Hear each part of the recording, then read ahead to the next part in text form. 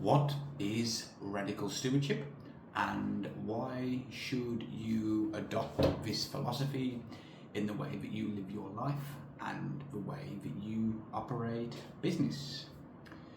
For the best part of 10 years, while being involved in sales and marketing, in particular being involved in copywriting, direct response copywriting, my entire existence as a freelancer and then having a marketing agency was basically just to make money for my clients.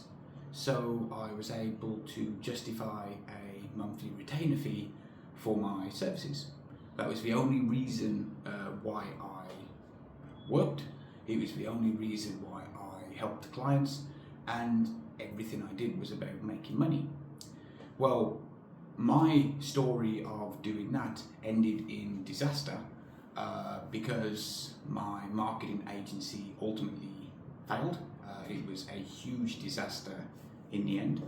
I reflect back in horror at some of the things that I used to do in terms of using manipulating tactics with email lists in order to generate sales for clients. I didn't do it intentionally. I didn't set out and say I'm going to try and mislead people, but that's what I did.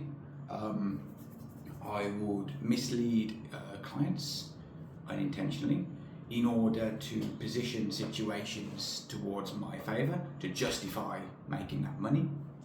I treated people that worked for me on my team appallingly in hindsight, in the way that I publicly fired one person through something that, reflecting back, I wasn't even sure if she did it or not, and all of these different things, and quite frankly my life became miserable.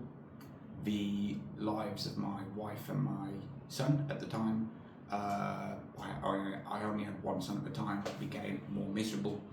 There was tension in the household. It was just not good. I just couldn't find the motivation beyond making money, which then led me on a journey, ironically enough, over 18 months to try to uncover meaning and purpose in the things that I did. I hired coaches, I did a lot of reflection, I did a whole bunch of various things, but I just couldn't find anything. That was essentially the perspective of an atheist. Back then, that's when I was an atheist. And, you know, the whole worldview which I discovered was that atheism is all about trying to attach your own meaning and purpose. You construct meaning and purpose in the things you do, you attach it to it. Things do not have an intrinsic level of meaning or purpose, you decide whether it is. Well, that didn't really work for me. Long story short, I lived that life where my only objective was making money in order to enrich myself.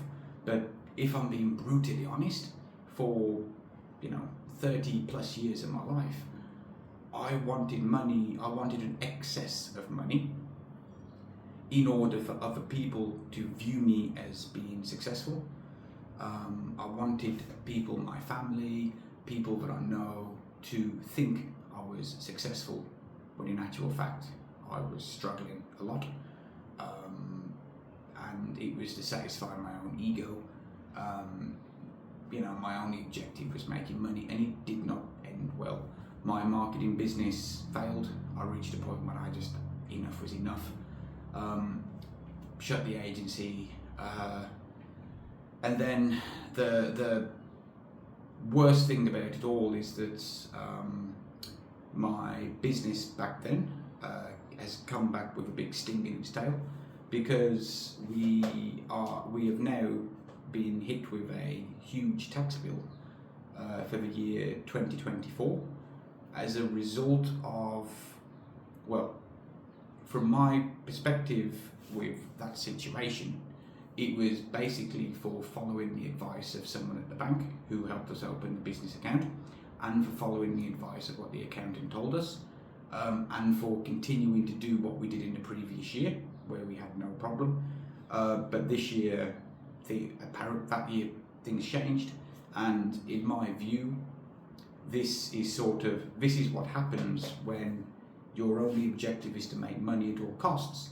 You then get faced with business situations that you're going to encounter afterwards as a result of just pursuing money above everything else. That was the life I lived. I've gone on for a bit too long explaining that, and essentially what I've been working on now for 18 plus months, trying to refine, trying to figure out, trying to understand, is a concept of doing this completely different. And I call the concept Radical Stewardship. So Radical Stewardship is the intentional practice of managing everything that God has entrusted to us for the flourishing of others. It's the intentional practice of managing everything God has entrusted to us for the flourishing of others. What does that mean? So what that means is you view everything that you have within your life, within your business, within your sphere of influence, whoever you interact with, as things that, for lack of a better term, things that have been entrusted to you. It does not belong to you, it's been entrusted to you. And your responsibility, therefore, is to manage it. And you are to manage those that have been entrusted to you in a way that would honour and glorify God. The way to do that is that you operate out of sacrificial love.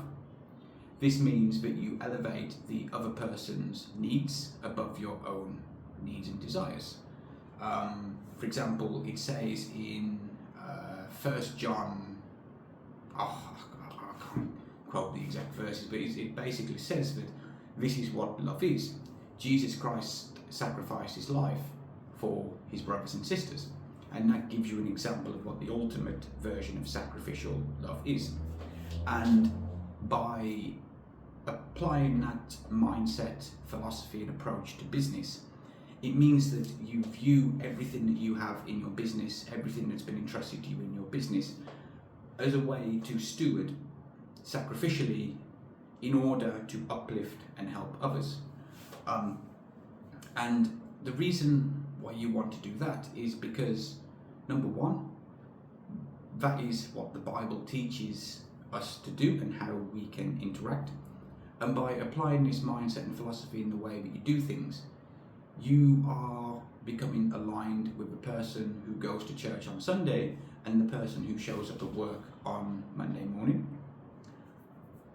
Additionally, you are using your business for the benefit of others rather than using others to enrich yourself, which is the conventional way of doing business, and I'll talk about that in another video. 3, when you do so, you will find inherent meaning in everything that you do. You will enjoy what you do. For example, Proverbs 11, 25 or 23 states that a generous person will prosper. Whoever refreshes others will be refreshed. A generous person will prosper. Whoever refreshes others will be refreshed. In other words, if you go and help someone else and you give and you're generous to someone else, they will benefit, but equally you will be benefited significantly more as a result of you doing it. We all prefer, most of us prefer to give than to receive.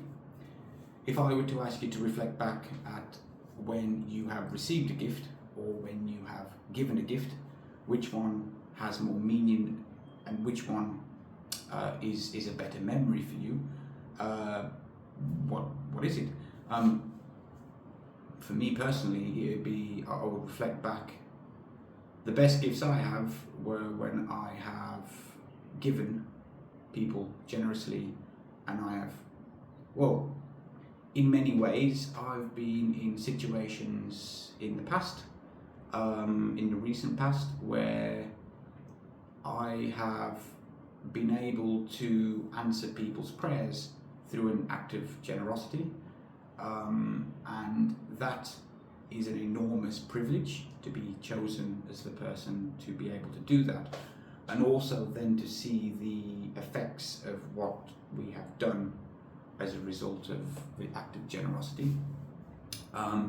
So you feel refreshed, you have a lot of positive emotions, and in other words, when you're generous, you are able to find joy in the work that you do, which then solves another big problem that we find in business, is that when you have been working in business for a while, when you have, okay, so very, very quickly, if you when you're in business, you'll start out and you'll have a mission and a vision and a purpose, and you will pursue it, and you'll be hyper motivated to do it because you have to, and then you're going to achieve some degree of success, whether that success is here, or whatever it is, and then you will have the systems in place, you'll be generating revenue per month,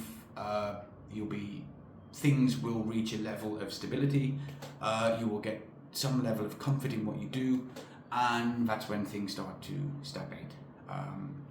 When you have a business and you have hit a comfortable level, whatever comfort means, you then detach more from the mission and vision, and you're less incentivized to push and persevere.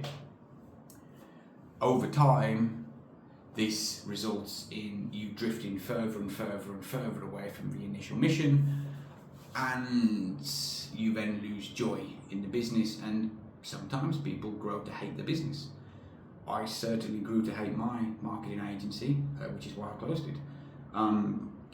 However, if you can make decisions and proactively and intentionally make decisions on radical stewardship out of sacrificial love, and you are generous and you do things for the uplifting and flourishing of others, you will ultimately find joy in the work that you do, and that will provide the motivation for you to continue doing it over the longer term, which then increases the probability that your business and what you're trying to build lasts much, much longer than you originally anticipated it to.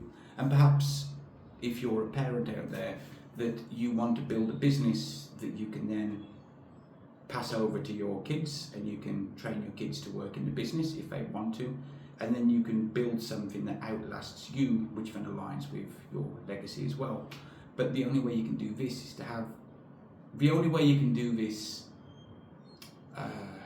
sustainably, for a lack of a better term here, sustainably, is to have joy in the work that you do. Because if you don't, you're going to find that you work long hours on something that you don't really enjoy doing, and then you wake up one day and find out that things have gone wrong and your family home's fractured, which is, again, is another common thing. And then the next reason why you want to apply this is something which I am working on, because it aligns with what my skills and what my gifts are, and that is the application of radical stewardship into relationships. So in business, what you'll find happens is people will be addicted to the acquisition of new customers, new leads, whatever it is, whatever they want to label the people associated with the business that they do outreach to, and they become addicted to that, getting the next sale, the next client, the next this, the next that. And as soon as onboarding is complete, the business itself focuses their time, energy and effort on the next customer or client, often at the expense of not giving 100% attention to the people that have just become a new customer or client. For example, you've probably experienced this, that you have hired a service provider, contractor, whatever it is. Let's say you've hired someone to do your social media, manage your social media stuff, and you hire them, and for the first week they are extremely enthusiastic and extremely responsive. The second week it's the same. A month passes, they've received the first salary, things have become more routine. Do you get the same level of time, energy, effort and enthusiasm from them? Maybe, maybe not. Fast forward 3 months, 6 months, and with this same freelancer, maybe you found that they're no longer as responsive. They don't reply immediately like they used to. The quality of the work may dip. They're not as hyper enthusiastic as they once were. Well, this is a normal thing, and I've experienced that myself, working with people, but also, if I'm being honest, I used to do that with clients as well. It's when you reach a point where you can deliver the service that they want with less time, energy and effort on your behalf, you're naturally going to do it, and then focus on finding someone else to multiply your income. Well, the contractors and service providers that you work with are the same. You'll find that the longer you work with them, a lot of the time, if the initial relationship is based on a transaction and you are one of many clients, you will receive less of their time because they're focusing on the next new person. Stewardship of relationships is to prevent you from falling into that same trap with the people that are associated with your business. And radical stewardship of relationship is all about finding the people where the relationship exists, whether it's on LinkedIn, whether it's on email marketing, whether it's someone that's just become a client, whether it's a former client from 5 years back. All of these people you have an existing relationship with. And the stewardship aspect here, radical stewardship here, is to have a system where you can nurture these people, you can build relationships with them, you can build trust, you can help them, you can serve them, and you don't neglect the relationships that you already have. And that is an area where I'm proactively working on, because that aligns with what my skills were in copywriting and marketing in the past. And what you will find is you, as a result of you focusing on the relationships, stewarding what you have already had entrusted to you, while simultaneously finding new people. I'm not saying that you should focus on what you already have and neglect the new people that you are interacting with. Absolutely not. What I'm saying is that you shouldn't fall into the trap of focusing on getting the next new person, the next new person, the next new person, while neglecting the people that have already have a relationship with you. You should do both. And when you do, and when you are able to nurture and steward and help the people that have already been entrusted to you, well, the relationship gets stronger. Trust deepens. You get more connection. There's more unity. The people that are your former clients then become friends. They become people that you want to spend time with, and you show a genuine interest in their lives and their progress and their results beyond that initial transaction. And when that happens, what's going to happen over the long term? Well, as the old saying in marketing goes, people buy from those they know, like, and trust. They know, they like, they trust. Well, if you have good relationships with your existing clients and existing relationships in your business, number one, if someone has yet to become a client or a customer or whatever it is, they're more likely to at some point in the future, as a result of you proactively nurturing the relationship and building a relationship with them. You don't have to have the best service in the world, but people just want to work with those that they like because they trust you more. There's people who are terrified of being scammed or ripped off, and we live in a world dominated by AI slop, and it's people using AI to pretend to be human, to trick people into doing various things and all of this. Well, it's hard to tell, and trust is at an all-time low. And, well, I'm for me personally, I can't speak for anybody else, I would rather work with somebody that I know and like and trust and get a slightly lower quality service in terms of output and results than working with someone who is better, but they would not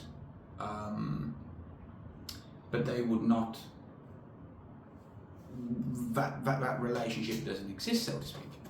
And the reason is, for me personally, it's that, okay, maybe I'll get 20% less results from what another person would.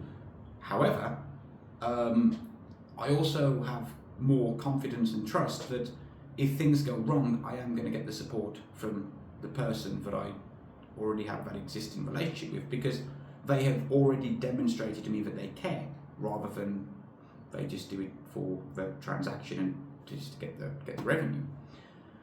With people that are your current or existing clients, a very common thing that I've noticed, and perhaps you've experienced this yourself as well, is that for some reason the lighting on the video has changed. I apologise if the video has suddenly gone dark. I don't know what's happened to the phone. And a common problem is that as soon as someone gets onboarded, they find that the enthusiasm of the client drops after a couple of weeks, especially in longer programs. And well, that's often a result of not nurturing the relationship and not having that personal connection with them, because you're focused on the next client, because well, you've got to generate a certain amount of revenue to cover next month's expenses. I get it. It's easy to neglect the relationships that you have. But if you do, and you do focus on it, and you do help them, and you do steward that relationship, don't you think they're more likely to buy again from you? Don't you think they're going to become a client for longer? Don't you think they are going to refer other people to you if you have a referral system in place? And likewise with former clients, these are people that you've already helped, you've served, you've got a result. If you build relationships with these and check in and provide lifetime customer support because you genuinely care, don't you think they're going to send people to you through introductions and referrals? Maybe they become another client again, rather than trying to convince the next new person to become a client. I remember in marketing and copywriting that was an old saying that a customer is 16 times more likely to become a repeat customer than someone becoming a customer for the first time.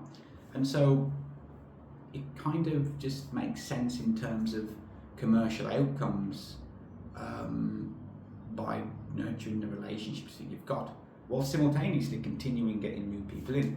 And the whole essence of what I want to do with Radical Stewardship is, well, Radical Stewardship in terms of relationships like what I've just described, is the essence of it would be that we focus on intentionally stewarding the relationships that we have. We operate out of sacrificial love. We check in with people, we help people, we serve, even if they're not going to become a customer or client, even if they're not the highest paying customer or client. And we do it because we genuinely want to build that relationship. We do it so we can plant seeds, we can help people. And what we'll find is we'll get the commercial outcomes that we want as a byproduct of focusing on stewarding the relationships. And that in essence is what is how it works. So that's all I've got for you. If you like this video, and if any of this resonate with you, feel free to comment. More importantly, if the concept of radical stewardship resonates with you, please reach out to us, and we can have a conversation, and we can work with you and help you apply it too. That's all. See you next time.